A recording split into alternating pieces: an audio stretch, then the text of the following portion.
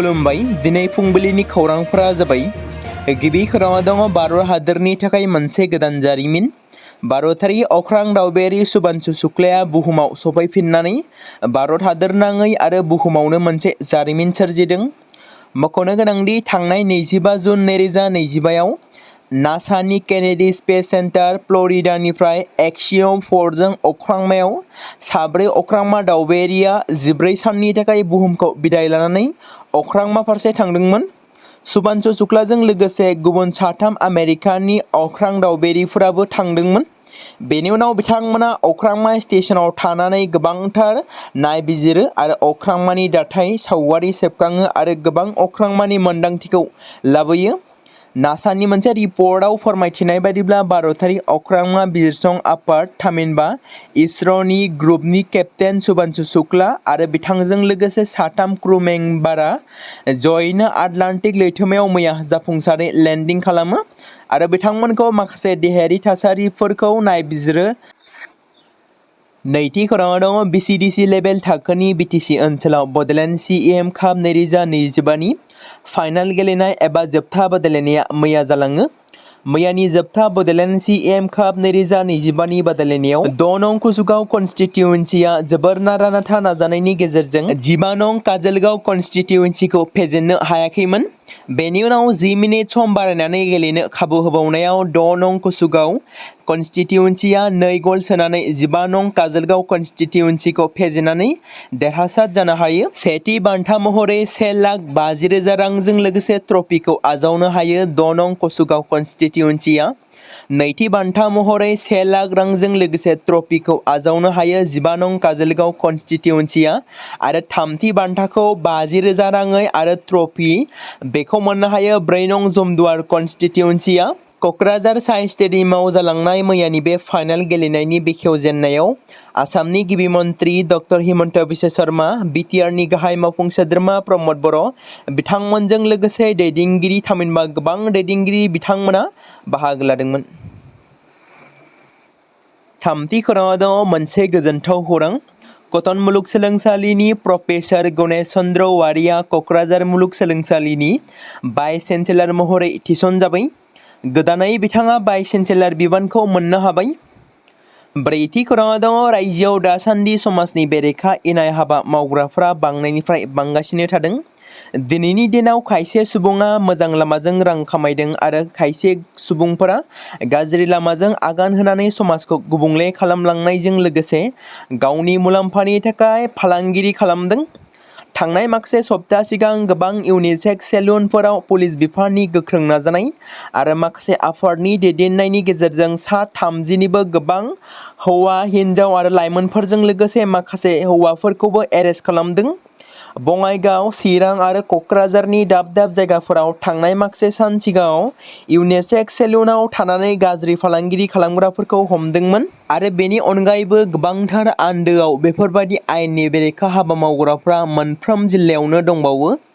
बेसोरनि सायावबो जाहाथे थाबैनो गोख्रों राहा लाबावगोन होनना खावलायनाय थाबाय। पुलिस आरो माखासे आफादफोरा जाहाथे गोख्रों नोजोरजों नायबिजिरो आरो बिथांमोनखौ हमो मानोना बिसोरबादि सुबुंफोर थानायनि जाहोनावनो हारि समाजआ गुबुंले जालांनो हमदों। मोनसे सोमोनांथाव जाथाय। मैया मंगलबारनि मोनायाव मोनसे सोमोनांथाव जाथाया जालाङो। बटाद्रुबायाव सासे पुलिस कनस्टेबलनि गोथै सह बोखांनायजों लोगोसे मोनसे सोमावसारनाय सोमजिदों। पुलिस मावख'गिरिनि गोथै सहखौ पुलिस थानानिफ्राय फ्राय 100 मिटार गोजानाव बोखांनो हादोंमोन। रुंसारि कनस्टेबल, जायनि मुंखौ रतन मुटिया होनना सिनायथि मोननाय जादों, बिथांखौ दिं पुलिस थानायाव दोननाय जादोंमोन। खौरां मोननाय लोगो लोगो पुलिसनि मोनसे हानजाया जाथाय जायगायाव सौहैयो आरो गोथै सहखौ बोखांनो हायो आरो नायबिजिरनायखौ जागायो। बटाद्रुबा पुलिसआ फोरमायदों दि गोथै सहजों लोगोसे गंसे मटर साइकेलबो बोखांनो हानाय जादोंमोन। बोखांनाय मटर साइकेलनि नम्बरा AS02 AG83401। दा बियो माबोरै बेफोरबायदि थैनो गोनां जाखो बेखौ नायबिजिरनाया दासिम खालामगासिनो। थांनाय माखासे बोसोरफोराव भारत आरो चीननि गेजेराव सोलिबाय थानाय जेंनानि गेजेराव मिजिंनि मोनसे जोंखांनाय नुनो मोननाय जादों। बेइजिंआव जानाय ASEANनि जथुम्मायाव भारतनि बायजो हायुङारि मन्त्रि एस जयशंकरआ चीननि हादोरगिरि जी जिनपिंजों लोगो हमदों।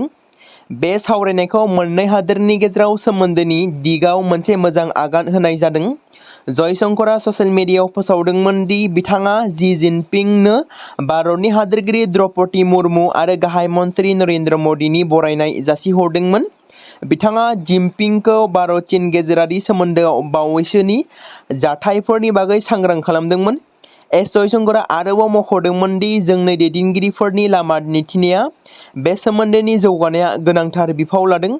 बे बिथिङाव दावगालांनो थाखाय गावजों गाव फोथायनाय आरो अनफावरिनि सायाव बिथा खालामनानै खामानि मावनाया गोनांथार। बेराफारसेथिं एससीअनि जथुमाव चीननि बायजोआरि मन्त्रि वां यीजों सावरायनायाव जयशंकरआ बुंदोंमोन दि थांनाय 9 दानाव मोन्नैबो हादोरनि गेजेराव सोमोन्दोआ साबसिन जादों। जर'खायै सीमा ओनसोलफोराव जेंनाया खम जादों, जायजों गोजोननि आबहावा सोमजिदों।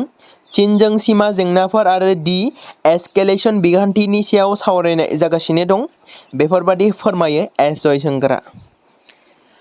बिटिसि बिसायख'थिया जानो थाखाय बारा सम गैलिया, जेराव खाथिनिफ्राय खाथिसिन सफैगासिनो। फैगौ बिटिसि बिसायख'थिखौ नोजोर बोनानै गावबागाव दोलोनि दासान्दि राजखान्थि फोथारनि फोसावदिंनाय हाबाफारि लानाय बायदिखौ नुगासिनो दं।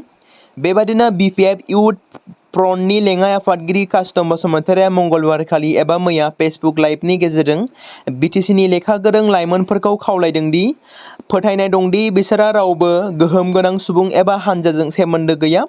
दैदेनगिरिया गोसो होनानै बुंदों दि बिसोरो जेब्लाबो हमदांनो हानांगौ दि बिसोरो बिटिसिनि बारग' गाहाय मावफुंगिरि सोद्रोमा आरो बिपिएफनि आफादगिरि हाग्रामा महिलारीजोंनो दं। कास्टम बसुमतारीआ आरोबाव बुंबावो दि जुदि बिसोरो बिटिसिनि गामिफोरखौ जौगाहोनो लुबैब्ला बिपिएफ दोलोआ जेब्लाबो हेफाजाब होगोन। बिथाङा गोसो गुदुं लाइमोन जोलैफोरखौ बिटिसिनि लाइमोनफोरखौ जौगाहोनो थाखाय सिगांबोनो खावलायो। दैदेनगिरि एबा कास्टम बसुमतारीआ फेसबुक लाइभनि समाव मख'बावो दि लाइमोनफ्रा बिपिएफ इयुथ फ्रन्टनि जायखिजाया दैदेनगिरि बा मावथिजों जगाजग खालामनो हागोन। लाइमोनफ्रा बिटिसिनि गामिफोरनि जौगाथायनि थाखाय हाग्रामा महिलारीनि सानस्रि आरो आदर्शफोरखौ लांनो थाखाय आवगायबोनांगौ होनना बाथ्रा बुंबावो। मोनसे सोमोनांथाव जाथाय। नगाव सेन्ट्रेल जेलाव सासे केदिनि थैनाया मोनसे सोमावसारनाय थासारि लाबोदों। थैनाय केदिआ नगावनि कलियाबर जिल्लानि मिसामुख कला बस्तिनि सन्जय बिश्वास होनना सिनायथि होदों। पुलिस थानानिफ्राय एफआइआर नम्बर 25 आरो /25 नि सायाव बिथा खालामनानै खानाय जादोंमोन बिथांखौ। मख'जाथाव दि उलबानि पुलिस थानानि पुलिसआ सन्जुखौ 14 मे खालाराव भुटान सिमानिफ्राय खानाय जादोंमोन। जेलाव दैथायहरनायनि सिगां 15 मेआव कलियाबर जुडिसियेल कर्टआव गथायदोंमोन बिथांखौ। केदिआ समबारखालि जोबथेसालियाव जिम्मायाव थानाय समाव रुंसारि जादोंमोन।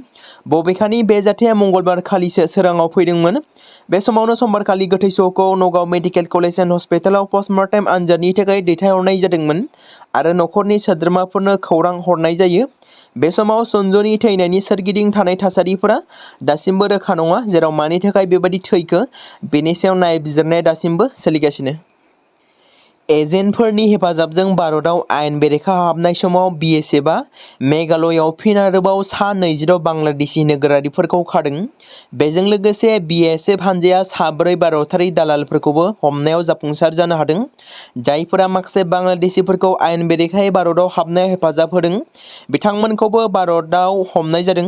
बिएसएफनि रिपर्टनि बायदिब्ला बांलादेशी हाबफैग्राफोरखौ सोनाब गार' हिल्स जिल्लायाव गेजेर हायुंआरि सीमानिफ्राय बारनाय समाव हमनाय जादोंमोन।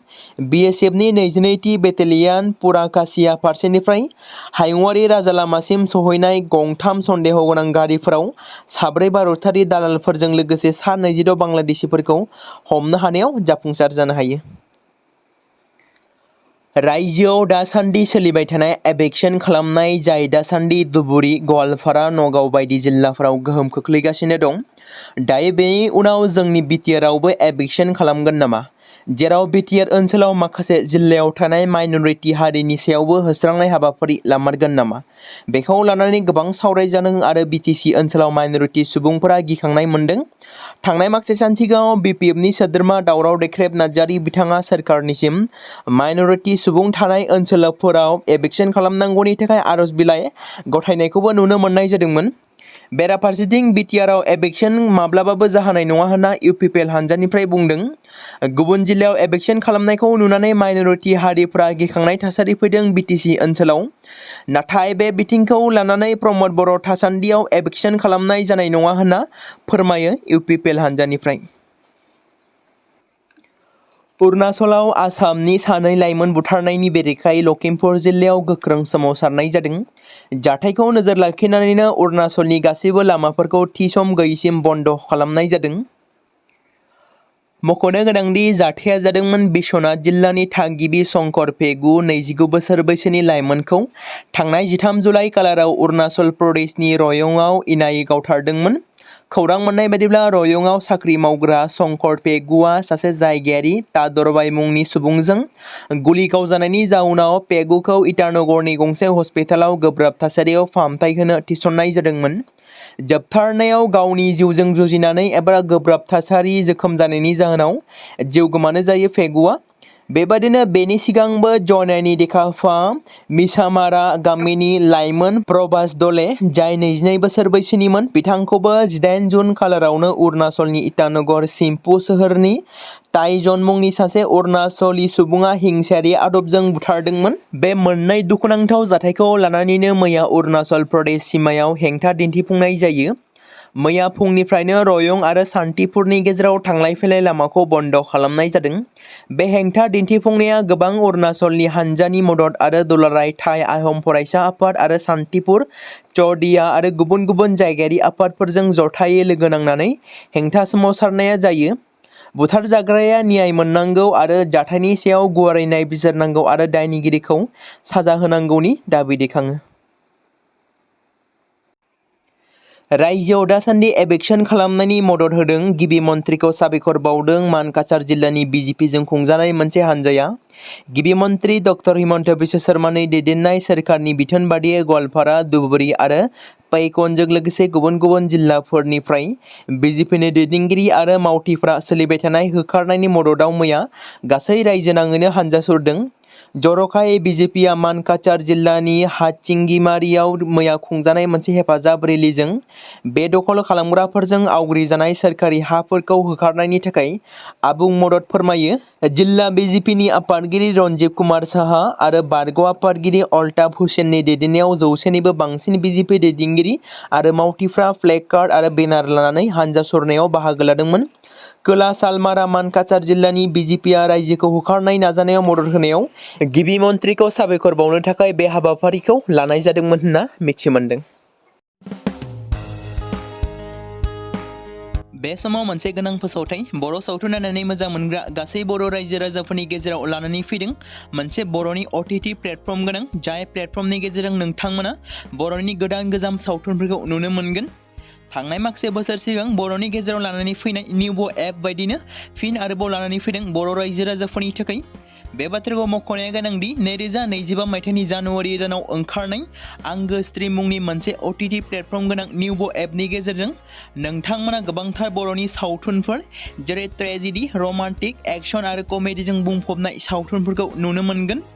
जेरै सनानि नखर, थांखि गैयै समाज, अनसुला आफा, हिर', बिमा बायदि बाजै, अर, थैसाम, वान्टेड, संदान आरो रं नाम्बार बायदि सावथुनफोरा मख'जाथाव।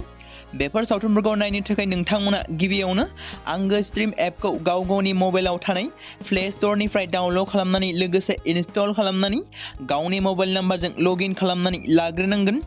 बेनि उनाव नोंथांमोना गोबांथार नुनो मोनै सावथुनफोरखौ गुगोल पे, फन पे आरो पेटिएमजों रं नाम्बार सावथुनखौ नायनो थाखाय 60 रां आरो संदान सावथुनखौ नायनो थाखाय 80 रां, वान्टेड सावथुनखौ नायनो थाखाय 60 रां, थैसाम सावथुनखौ नायनो थाखाय 60 रां बेबायदिनो गोबांथार नुनो मोनै सावथुनफोरखौ नायनो थाखाय सुबिदा खालामनानै होदों आंगो स्ट्रिम प्लेटफर्मआ। फिन नोंथांमोननि गेजेराव फोरमायबावनो लादों बर' सावथुन नायनानै मोजां मोनग्रा गासै बर' रायजो राजाफोरनि गेजेराव लानानै फैदों मोनसे बर'नि OTT प्लेटफर्म गोनां जाय प्लेटफर्मनि गेजेरजों नोंथांमोना बर'नि नुनो मोनै सावथुनफोर जेराव गोदान गोजाम सावथुनफोरखौ नुनो मोनगोन।